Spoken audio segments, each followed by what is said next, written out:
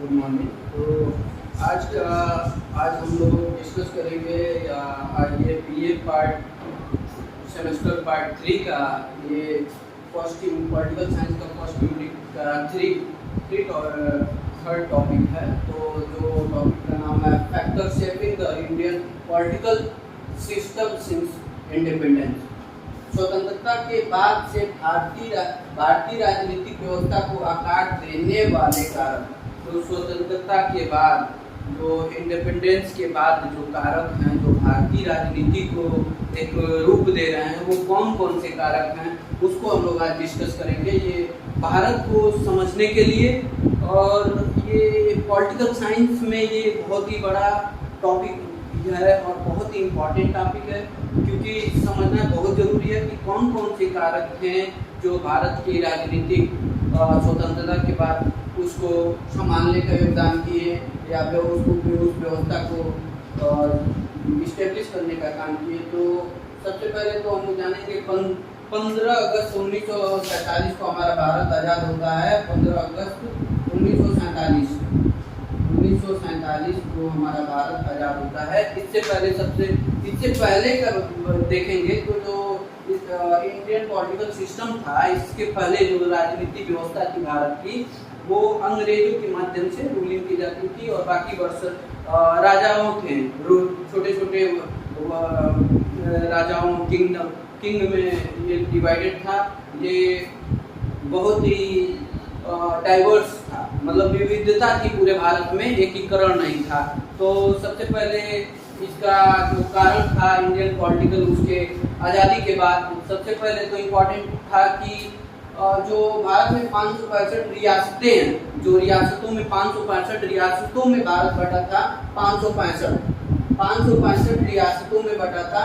अब ये जो आज़ाद मतलब ये जब भारत आज़ाद हो गया, पाकिस्तान अलग हो गया और ये अंग्रेज चले गए, तो जो लॉर्ड माउंटबेटन होते हैं वो भारत को एकदम फ्री कर देते हैं, वहाँ के सारे रियासतों को फ्री कर देते हैं। वो चाहे तो पाकिस्तान में जाए, वो चाहे तो भारत में रहे, वो चाहे तो स्वयं का अपना देश बना ले। तो ये 500 रियासतों को एक करके एक नेशन बनाना, एक केंद्रीकरण करना, सेंट्रलाइजेशन करना, इसमें ये ही बहुत बड़ी टॉपिक है और ये बहुत ही इम्पोर्टेंट टॉपिक था उस समय।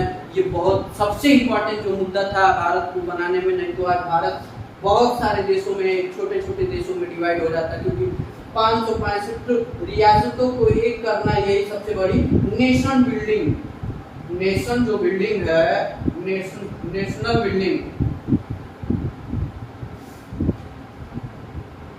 जो भारत का एकीकरण किया गया, मतलब भारत के सारे रियासतों को एक करना, ये सबसे बड़ा फैक्टर माना जाएगा कि राजनीति के परिवेश को मतलब एकीकरण किया गया, जिसकी वजह से राजनीति का भी एक प्रभाव था।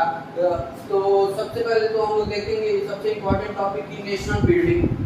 और नेशनल बिल्डिंग मतलब ये कि जो 565 रियासतें थे उनको एकीकरण करके एक बनाया गया, जिसमें इनका योगदान था, सबसे बड़ा योगदान था सरदार वल्लभ भाई पटेल का। सरदार वल्लभ भाई पटेल का योगदान था, जो इन्होंने बहुत ही यूनिटी करने का, मतलब सारे रियासतों को कूटनीति डिप्लोमेटिक तरीके से, फोर्सली या कूटनीतिक तरीके बातचीत के माध्यम से सारे रियासतों को एक करने का काम किया इन्होंने, और बहुत सारे लोगों ने भी काम किया। लेकिन जो मेन योगदान है इनका इस यूनिटी करने का 565 रियासतों को, वो सरदार वल्लभ भाई पटेल को जाता है। और इसी के नाम पे इनको गुजरात में स्टैचू ऑफ यूनिटी बनाई गई है, जो बहुत ही 182 मीटर ऊंची है और लगभग 597 फीट ऊंची है। तो ये सरदार वल्लभ भाई पटेल के नाम से स्टैचू ऑफ यूनिटी है और स्टैचू ऑफ यूनिटी के नाम से उनको जाना जाता है, क्योंकि उन्होंने एकीकरण की। ये एकीकरण में, भारत के एकीकरण में, सेंट्रलाइजेशन करने में, मतलब जैसे कि 565 रियासतों को एक करने में इनका बहुत बड़ा योगदान रहा है, तो ये भी मानेंगे। और दूसरा कि जब डेमोक्रेसी स्टेब्लिश हो रही है, तो ये हो गया आपका। तो जब डेमोक्रेसी स्टेब्लिश हो रही है, लोकतंत्र, अपने भारत का संविधान जब लागू हो रहा है, भारत का संविधान जब लागू हो रहा है, तो उसी के साथ जब संविधान लिखा जा रहा है, उसी के समय से भारत एक डेमोक्रेटिक, भारत एक सोशलिस्ट डेमोक्रेटिक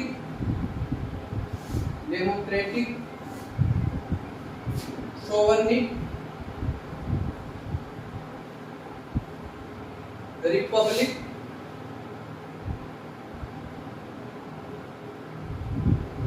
रिपब्लिक कंट्री है। तो जैसे सोवरनिक और सोशलिस्ट, डेमोक्रेटिक और सोवरनिक, रिपब्लिक और ये सेकुलर कंट्री मानी जाती है। ये फॉर्म ऑफ गवर्नमेंट है यहाँ, जिसमें एक शब्द आता है पार्लियामेंट्री सिस्टम। ये इसके साथ साथ पार्लियामेंट्री सिस्टम,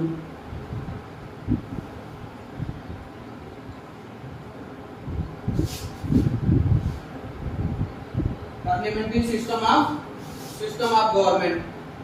ठीक, तो पार्लियामेंट्री सिस्टम ऑफ गवर्नमेंट और एक फेडरल हम लोग फेडरल शब्द का भी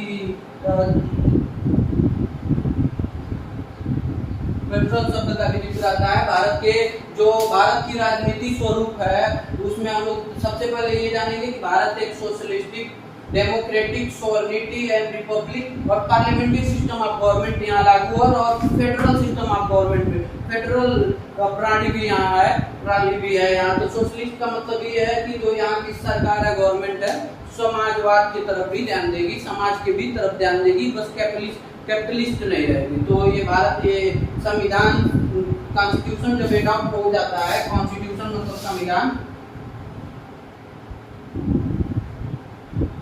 कॉन्स्टिट्यूशन जब एडॉप्ट हो जाता है तो इसमें ये साफ तौर पे भारत को एक सोशलिस्ट मतलब समाजवादी, ये कैपिटलिस्टवादी मतलब नहीं, समाजवादी मतलब समाज के प्रति उत्तरदायी, समाज के लिए काम करना, समाज सोशल होना मतलब ये सामाजिक होना। तो वहाँ की गवर्नमेंट सामाजिक होगी, वहाँ का रूल भी समाज के हिसाब से मतलब समाज के वेलफेयर के हिसाब से होगा। और डेमोक्रेटिक मतलब लोकतंत्र, समझ लीजिए डेमोक्रेसी ये जब डेमोक्रेसी भी आया, डेमोक्रेसी का मतलब है जनता का शासन।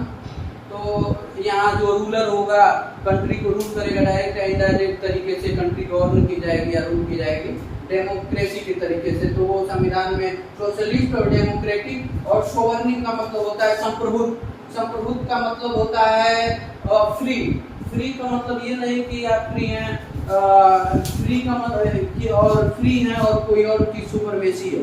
संप्रभुत्व का मतलब ये है कि आप एक्सटर्नल और इंटरनल, आंतरिक और बाहरी जो निर्णय है अपने देश के लिए, अपने पूरे देश के लिए आप ले सकते हैं। सोवरेनिटी मतलब संप्रभुत्व होता है, संप्रभुत्व का मतलब है भारत एक संप्रभुत्व कंट्री है, सोवरेनिक कंट्री है, जिसका मतलब ये है कि भारत एक आजाद कंट्री है, फ्रीडम कंट्री है, जिसपे आजादी के बाद से ये सोवरेनिटी, क्योंकि जिस देश या कंट्री या स्टेट पे किसी और का सोवरेनिटी हो, किसी और का पावर हो, जैसे मान लीजिए कि हम अपने भारत देश में हैं और हमारी गवर्नमेंट है और पूरी इस समय नरेंद्र मोदी जी की गवर्नमेंट है, बीजेपी की गवर्नमेंट है सत्ता में, लेकिन जो यहाँ का सर्वोच्च सुपरमेसी है या सुपरविजन किया जा रहा है ब्रिटेन की तरफ से, ब्रिटेन सरकार के माध्यम से किया जा रहा है, तो ये भारत सोवरेनिटी नहीं है। भारत अपने अगर आंतरिक और बाहरी निर्णय लेने में स्वतंत्र नहीं है, आजाद नहीं है, तो वो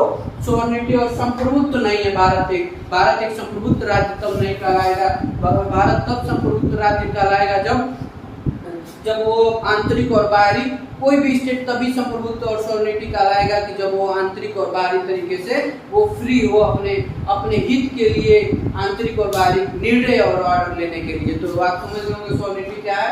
तो रिपब्लिक का मतलब ये है कि जो वहाँ का गवर्नमेंट है या सरकार है या लीडर है, समझिए। रिपब्लिक गणतंत्र का मतलब ये है, सिर्फ गणतंत्र का मतलब इतना समझिए कि जो वहाँ की गवर्नमेंट है, जो वहाँ का मतलब सरकार है। रिपब्लिक का मतलब गणतंत्र का मतलब ये है कि जो वहाँ की सरकार है और वहाँ की गवर्नमेंट है वो इलेक्ट होगी, मतलब चुनाव प्रोसेस के तरीके से, डायरेक्ट राजा की तरह गद्दी नहीं मिल जाएगी या वंशज की तरह, पैट्रियोटिक की तरह, जैसे राजा राजा के बाद उनका बेटा ऐसा होता है, तानाशाह की तरफ फैमिलीवाद जैसे हो गया, ऐसे नहीं होगा। वो इलेक्ट करके गवर्नमेंट या वहाँ की चुनी जाएगी, और या वहाँ का लीडर जो है इलेक्ट चुनाव के माध्यम से चुना जाएगा, जिससे हम लोग डायरेक्ट या इनडायरेक्ट तरीके से चुना जाएगा, उसे हम लोग गणतंत्र कहेंगे। सेकुलर का मतलब है पंथ निरपेक्ष या धर्मनिरपेक्ष। धर्मनिरपेक्ष का मतलब है कि सेकुलर शब्द जो है धर्मनिरपेक्ष है, और धर्मनिरपेक्ष या पंथ निरपेक्ष का मतलब आशय ये है कि हम लोग इस भारत देश से डाइवर्सिटी है। डाइवर्सिटी का मतलब है विविधता है, विभिन्नता है, बहुत सारे धर्म हैं यहाँ और बहुत सारी जात हैं, तो किसी भी प्रकार का धर्म के नाम पर किसी का भेदभाव नहीं होगा, सबको समानता का अधिकार है, सभी अपने धर्म के प्रति। तो हम लोग समझ गए कि सेकुलर क्या होता है। तो पहले अब हम लोग दोबारा शॉर्ट में जल्दी से समझ लेते हैं कि भारत की पॉलिटिकल सिस्टम है जो भारत के संविधान कॉन्स्टिट्यूशन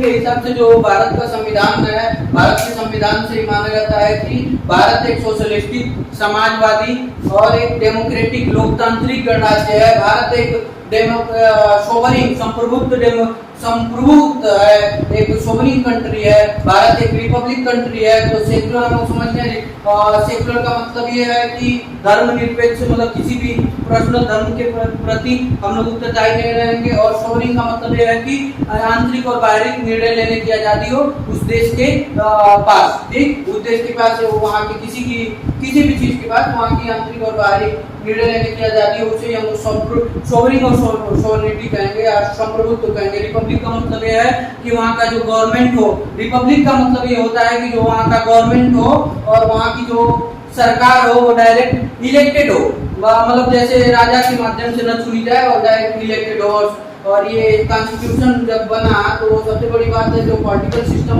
है इंडिया का आज़ादी के बाद, उसे समझने के लिए हम लोग कॉन्स्टिट्यूशन से स्टार्ट करेंगे, क्योंकि आज़ादी सबसे पहले 15 अगस्त 1947 को आज़ाद होता है भारत आज़ाद होने के बाद संविधान लागू होता है। संविधान में हम लोग भारत के संविधान में पहले प्रश्न दिया होगा है, भारत एक socialist, Samajwadi, democratic and सोवरिनिटी and secular and Republic country है, ठीक। तो अब जो यहाँ का सिस्टम है, हम लोग यहाँ के सिस्टम पे बात करेंगे कि यहाँ भारत में कौन सा सिस्टम चल रहा है। तो हम लोग इतना समझ गए, तो भारत में कौन सा सिस्टम चल रहा है, भारत को समझना बहुत जरूरी है, बाकी चीजें तो वैसे ही क्लियर हो जाएंगी। तो भारत में अभी फिलहाल जो सिस्टम चल रहा है पार्लियामेंट्री फॉर्म ऑफ गवर्नमेंट, ठीक। तो पहले तो हम समझेंगे parliamentary form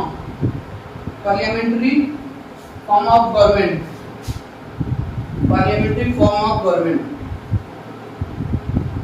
parliamentary form of government का क्या मतलब है? पार्लियामेंट्री फॉर्म ऑफ गवर्नमेंट का मतलब है जो एग्जीक्यूटिव है। एग्जीक्यूटिव मतलब ये जैसे समझेंगे कि गवर्नमेंट का तीन ऑर्गन है, जिसमें से ये 3 ऑर्गन है। एक है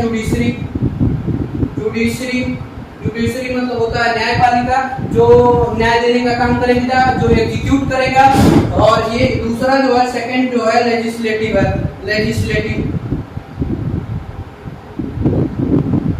दूसरा जो है लेजिस्लेटिव है, जो व्यवस्थापिका के नाम से हम लोग जानेंगे। और तीसरा जो है एग्जीक्यूटिव है।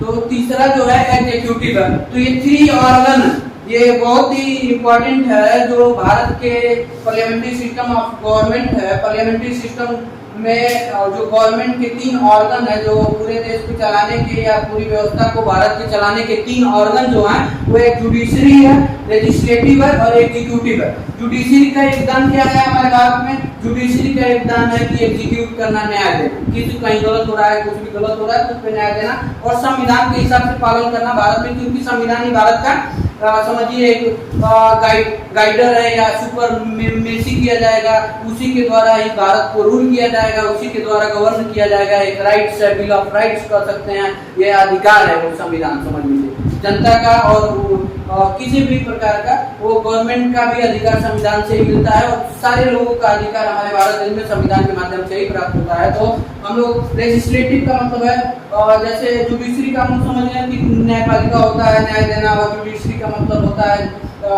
व्यवस्था बनाना, व्यवस्थापिका, और एग्जीक्यूटिव जो है, एग्जीक्यूटिव का मतलब है कार्यपालिका, जो इम्प्लीमेंट करेगी, जो लागू करेगी, जो पालन करवाएगी। ठीक, तो ये तीन ऑर्गन हो गए आपके, ये तीन ऑर्गन है गवर्नमेंट के हमारे। तो यहाँ ये पार्लियामेंट्री सिस्टम ऑफ गवर्नमेंट चलता है। पार्लियामेंट्री सिस्टम ऑफ गवर्नमेंट का मतलब ये है कि जो लेजिस्लेटिव और एग्जीक्यूटिव है, कार्यपालिका और जो व्यवस्थापिका है, एक साथ काम करेगी। जैसे मान लीजिए फॉर एग्जांपल भारत के प्रधानमंत्री हैं, वो मेंबर ऑफ लेजिस्लेटिव भी हैं और एक तरह से वो एग्जीक्यूटिव भी है। तो इस तरह से हम लोग माने कि जो एग्जीक्यूटिव बॉडी है, जैसे तीन बॉडी है, जुडिशरी और एग्जीक्यूटिव और लेजिस्लेटिव, जैसे तो हम लोग जो इसमें से दो बॉडी जो है लेजिस्लेटिव और एग्जीक्यूटिव एक साथ काम करेंगी, एक दूसरे से मिलकर काम करेंगी, एक दूसरे से मतलब संबंधित रहेगी, रिलेशन रहेगा इन लोगों में। जुडिशरी जो भारत का है वो है इंडिपेंडेंट, स्वतंत्र है। तो स्वतंत्र ये दोनों नहीं रहेंगे, ये दोनों एक दूसरे से मिलकर काम करेंगे, उसी को हम लोग पार्लियामेंट्री फॉर्म ऑफ गवर्नमेंट कहेंगे। अब भारत में एक और सिस्टम प्रणाली है, पॉलिटिकल सिस्टम जो है भारत में इंडियन, वो जो चल रहा है, वो सबसे जरूरी ये है कि federal system of government. Federal system of government भी है भारत में। फेडरल सिस्टम, तो फेडरल सिस्टम जो है वो क्या है, फेडरल सिस्टम क्या है? तो फेडरल सिस्टम जो है कि फेडरल सिस्टम ऑफ गवर्नमेंट का मतलब ये है कि हमारे भारत में दो चीजें होंगी। फेडरल के दो पार्ट हैं, लगभग एक स्टेट मान लीजिए, एक स्टेट का मतलब राज्य। कई जगह पे इसे राज्य की दृष्टि से देखेंगे तो स्टेट को राज्य कहा जाएगा, और केंद्र की एक स्टेट के पूरे कंट्री के दृष्टि से देखेंगे तो इसी स्टेट को हम लोग कहेंगे देश। तो लेकिन हम लोग यहाँ पे स्टेट को राज्य के, क्योंकि हम लोग भारत की बात कर रहे हैं, भारत की बात जब करेंगे तो भारत के अंतर्गत हम लोग बात कर रहे हैं, फेडरल सिस्टम के अंतर्गत बात कर रहे हैं। तो स्टेट का जो योगदान है, स्टेट के नाम पे जो हम लोग बात करेंगे वो राज्य का बात करेंगे। तो फिलहाल अभी 28 राज्य हैं, तो राज्य का बात करेंगे। और दूसरा जो है, फर्स्ट ये हो गया, दूसरा जो है केंद्र, सेंट्रल गवर्नमेंट हो गया या केंद्र हो गया। ठीक, केंद्र, तो केंद्र हो गया। तो जो फेडरल सिस्टम ऑफ गवर्नमेंट है, जो फेडरल सिस्टम ऑफ गवर्नमेंट है, उसका मतलब सिर्फ इतना है कि उस देश में जो यहाँ की सिस्टम ऑफ पॉलिटिक्स है, भारत की जो सिस्टम ऑफ पॉलिटिक्स है, पार्लियामेंट्री फॉर्म ऑफ गवर्नमेंट भी है, यहाँ जुडिशरी और लेजिस्लेटिव और एग्जीक्यूटिव और व्यवस्थापिका, न्यायपालिका और कार्यपालिका भी है। और यहाँ पे फेडरल संघीय प्रणाली भी है। संघीय प्रणाली का मतलब जहाँ स्टेट भी है, स्टेट के पास भी पावर है अपने राज्य को संचालित करने का कुछ हद तक, और केंद्र को भी पावर है पूरे देश के लिए, इमरजेंसी स्थिति में या किसी भी स्थिति में देश के लिए, अपने लाभ के लिए, पूरे देशवासियों के लिए या देश के लिए अच्छा करने के लिए केंद्र के पास भी शक्ति है। हर राज्य का मुख्यालय अलग अलग है, लेकिन केंद्र का मुख्यालय दिल्ली में है। तो इस राज्य में विधानसभा और विधान परिषद आता है, और केंद्र में लोकसभा और राज्यसभा आता है। तो ठीक, फेडरल सिस्टम हो गया। पार्लियामेंट्री सिस्टम आप लोग समझ गए और फेडरल सिस्टम आप समझ गए।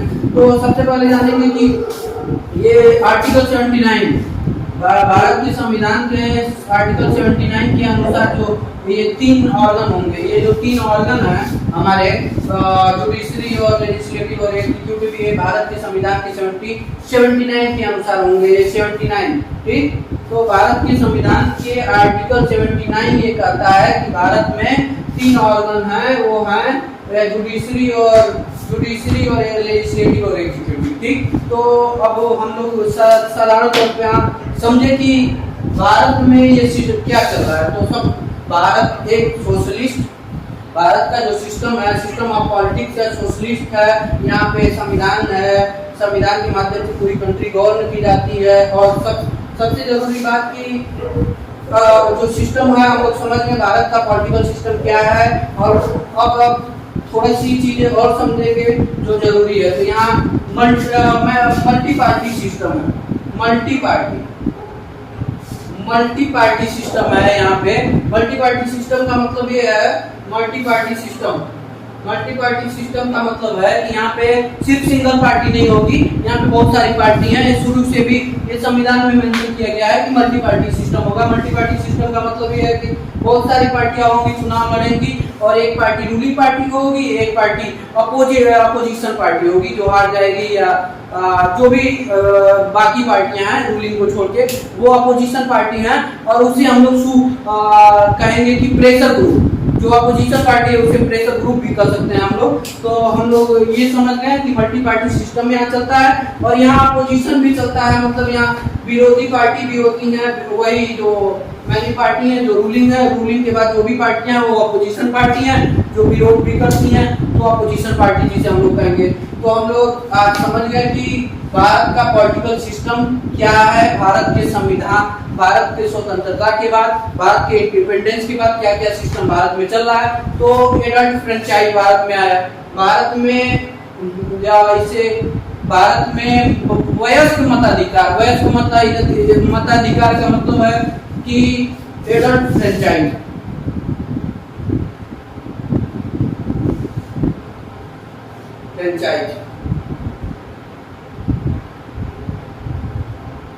भारत में एडल्ट फ्रेंचाइज का वयस्क मताधिकार 1950 में, और जब संविधान के चुनाव होता है तो 21 साल एज रखा जाता है। जो भी 21 साल पूरा कर चुका है एज, वो वोट देने का अधिकार मिलेगा, महिलाओं को अधिकार मिलता है, और चुनाव आयोग का गठन होता है, इलेक्शन कमीशन का गठन होता है, और जिसके माध्यम से पूरी व्यवस्था जो है भारत की पॉलिटिकल सिस्टम और यहाँ का चुनाव जो है कराया जाता है इलेक्शन कमीशन के माध्यम से। और जो इलेक्शन कमीशन के पहले चेयरमैन थे, मुख्य चीफ चेयरमैन थे सुकुमार सेन थे, और ये भारत का पॉलिटिकल सिस्टम में ये चुनाव आयोग का, इलेक्शन कमीशन का बहुत बड़ा योगदान है, क्योंकि पूरी कंट्री का चुनाव कराता है। और एडल्ट फ्रेंचाइज भी बहुत योगदान है, क्योंकि ये फिलहाल ये 1961 में 1989 में 61वें भारत के संविधान के 61वें अमेंडमेंट हुआ था, 61वां अमेंडमेंट हुआ था, अमेंडमेंट संशोधन हुआ था, जिसमें भारत का जो ये मताधिकार जो क्राइटेरिया बनाया गया था कि जो 21 साल पार कर चुका है वो वोट देगा, ये 1989 में चेंज होके क्या हो गया, 21 टू 18 साल हो गया। 21 साल से 18 साल हो गया भारत के संविधान के 61वें संविधान संशोधन के अनुसार। तो ये भी बहुत बड़ा योगदान है। तो फिलहाल हम लोग समझे कि पॉलिटिकल सिस्टम में भारत के मल्टी पार्टी सिस्टम है और फेडरल सिस्टम ऑफ गवर्नमेंट है, लोकतंत्र के माध्यम से समाजवादी है और डेमोक्रेटिक है, और ये सोशलिस्ट है, और यहाँ जुडिशरी है, न्यायपालिका है, और व्यवस्थापिका है, लेजिस्लेटिव, और मैनी पार्टी सिस्टम है, अपोजिशन पार्टी सिस्टम है, और यहाँ के वयस्कों को अधिकार है जो भी 18 साल पूरा कर चुका है। फिलहाल अब 1989, अब यही 1989 के पहले मेजॉरिटी में पार्टियां आई थी, लेकिन 1989 के बाद से लेकर 2014 तक कोई पार्टी मेजॉरिटी में नहीं आई थी। लेकिन भारत में बीजेपी गवर्नमेंट 2014 के बाद लगातार ये मेजॉरिटी में आई है। तो इसे हम लोग कहेंगे कि भारत का जो सिस्टम है, पहले लगातार थर्ड इलेक्शन में 1952 डेमोक्रेसी अपने भारत में लाना ही सबसे बहुत बड़ी बात थी, क्योंकि यहाँ विभिन्नता थी, बहुत विभिन्नता थी, धर्म बहुत सारे हैं, बहुत सारा क्षेत्र है, बहुत सारा लैंग्वेज है, बहुत सारा कल्चर है। इसी हिसाब से डेमोक्रेसी, बहुत गरीबी था, बहुत इलिटरेट था, बहुत पढ़ाई नहीं थी, बहुत लोग अनपढ़ थे, इसलिए पूरे यूरोप या बहुत सारे लोग का मानना था कि डेमोक्रेसी सिर्फ वही स्टेब्लिश होगी जहाँ पे पढ़े लिखे लोग होंगे, और एक रिच कंट्री होगी। भारत उस समय एक पुअर कंट्री माना जा सकता है, और एक गरीब और एक इलिटरेट अनपढ़ और बहुत सारे रियासतों में बटा हुआ और बहुत विविधता के बाद भी भारत एक डेमोक्रेसी स्टेब्लिश करता है, पूरे विश्व लेवल पे एक ख्याति पाता है, क्योंकि आज एक भारत पूरे विश्व में सबसे बड़ा ख्याति पाता है। भारत एक सबसे बड़ा लोकतांत्रिक कंट्री बना। और भारत का पहला जनरल इलेक्शन जो है 1951 से लेके 1952 तक होता है, जो ये प्रूव करता है कि भारत में और गरीब देश में भी, और जहाँ पढ़े लिखे न हो, जहाँ बहुत विविधता हो और बहुत ज्यादा डिस्क्रिमिनेशन किया जा रहा हो, हर चीज मतलब विविधताओं के कारण वहाँ प्रचलित हो कि उस देश में डेमोक्रेसी नहीं स्टेब्लिश हो सकती है। और वहाँ पे फर्स्ट जनरल इलेक्शन लोकसभा के चुनाव में जनरल इलेक्शन में भारत डेमोक्रेसी के माध्यम से एडल्ट फ्रेंचाइज वयस्क मताधिकार के माध्यम से चुनाव कराया और वहाँ पे डेमोक्रेसी को स्थापित किया और विश्व लेवल पे अपने नाम को विख्यात किया और भारत अपने नाम को ऊंचा किया और भारत को एक गौरवशाली देश माना गया। भारत एक अपने इस कदम से जो डेमोक्रेसी स्टेब्लिश करना, इस ऐसे कंडीशन में, ऐसे इतने बड़े देश में इतनी विविधता के बाद डेमोक्रेसी स्थापित करके भारत एक बहुत बड़ा नाम और फेम प्रसिद्धि पाई पूरे इंटरनेशनल लेवल पे। आज भारत पूरे विश्व का सबसे बड़ा लोकतांत्रिक देश है। और भारत में जो पहले कांग्रेस पहले शुरुआती के लगातार 3 बार लगातार 3 टाइम जो इलेक्शन हुए उसमें कांग्रेस का सुपरमेसी था और कांग्रेस जीती, कांग्रेस मेजॉरिटी में आई, कांग्रेस का रूल था। धीरे धीरे बीच में कुछ और पार्टियां भी आई और अभी फिलहाल बीजेपी की गवर्नमेंट चल रही है और बीजेपी गवर्नमेंट कर रही है। बीजेपी के साथ साथ इंडिपेंडेंट बॉडी जुडिशरी है, न्यायपालिका है और पार्लियामेंट्री सिस्टम है और फेडरल सिस्टम है। और ये यही चीजें इस समय फिलहाल इंडिपेंडेंट भारत में चल रही हैं और यही फैक्टर थे। फैक्टर क्या क्या है? फैक्टर है संविधान, लोकतंत्र, सोशलिस्ट, समाजवादी, यही सब सारे फैक्टर थे आज जो हम लोगों ने पढ़ा। यह जो स्वतंत्रता के बाद भारतीय राजनीतिक व्यवस्था को आकार देने वाले कारक यही सब है। और फिलहाल जो आकार दे रहा है समझिए एक माध्यम से बीजेपी गवर्नमेंट है जो पूरे देश में केंद्र में है। बाकी राज्यों में बहुत सारी गवर्नमेंट हैं, तो यही है हमारे भारत का। तो आप सभी से ये बोलूंगा कि चीजें रटने से अच्छा है और सारी चीजें आप बहुत ज्यादा रटने से अच्छा है कि पहले सबसे जरूरी है कि भारत को समझे। भारत में कब क्या था, क्यों था, क्या कारण था, क्यों नहीं था और क्यों होना चाहिए था और क्यों नहीं हुआ, ये सारी चीजें समझें। भारत को समझें तो बाकी चीजें समझ जाएंगे आप। तो ये मेन एम बनाइए कि आप पॉलिटिकल दृष्टि से, ज्योग्राफी दृष्टि से, साइंटिफिक दृष्टि से, हर तरह से एक तरह से भारत को समझे। आप सारी चीजें लगभग समझ जाएंगे। भारत की व्यवस्था क्या थी और क्या है, क्या रहेगी, ये चीजें समझें। और बाकी अगर जो भी कमी दिख रही हो तो आप हमें कमेंट बॉक्स में बताएं ताकि उस चीज़ों को बाकी दोबारा वीडियो बना के बताई जा सकती है। बाकी ठीक है, thank you, have a nice day.